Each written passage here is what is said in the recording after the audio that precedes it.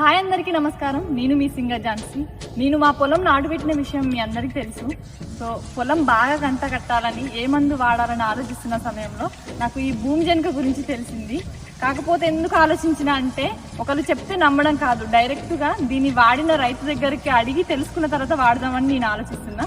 అందుకే ఈరోజు ఇక్కడికి రాజమండ్రికి వచ్చిన అన్న వాళ్ళు ఒక్క రైతు 130 ఎకరాలలో ఈ భూమి జనకను వాడుతుందని తెలిసింది.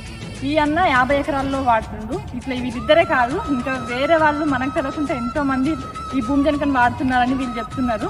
సో ఇది నాటు వేసినాక ఎన్ని రోజులకు వేయాలి, ఎట్లా వాడుకుంటారో వీళ్ళ మాటలనే తెలుసుకుందాం. సో అన్న, ఈ భూమి జనక ఎప్పటి నుంచి వాడుతున్నారు, పొలం నాటు వేసినాక ఎన్ని రోజులకు చల్లుకుంటున్నారో ఒకసారి చెప్తే మా రైతులందరం వింటాం. ఈ భూమి జనక అనేది లాస్ట్ ఇయర్ సారవ పంటలో వాడామండి. 15 రోజులకు ఒకసారి, 45 రోజులకు ఒకసారి వాడాము. దీన్ని 2 సార్లు వాడటం వల్ల మా చేను దుబ్బు బాగా కట్టింది. పిలకలు 45 నుంచి 50 దాకా పిలకలు వచ్చినాయి. అదనంగా పంట ఎకరానికి 4 క్వింటాలు అదనంగా పండింది. దీనివల్ల సైడ్ ఎఫెక్ట్స్ గట్ట ఏమీ లేకుండా, పురుగులు గట్ట ఏమీ లేకుండా చాలా బాగుందండి. ఇది దిగుబడి మాత్రం చాలా క్లాస్ ఉంది.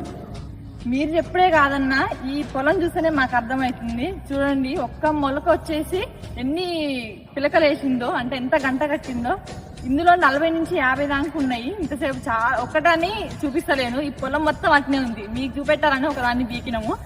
సో చాలా బాగుంది పొలం అయితే. ఈ పొలం చూసినాక నేను కూడా మా పొలానికి వాడాలని అయితే ఫిక్స్ అయినా.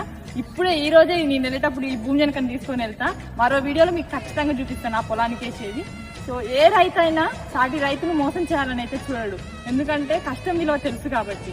అందుకే అన్న వాళ్ళు వాడి కాబట్టి మనకు చెప్పిరు నమ్మకంతో.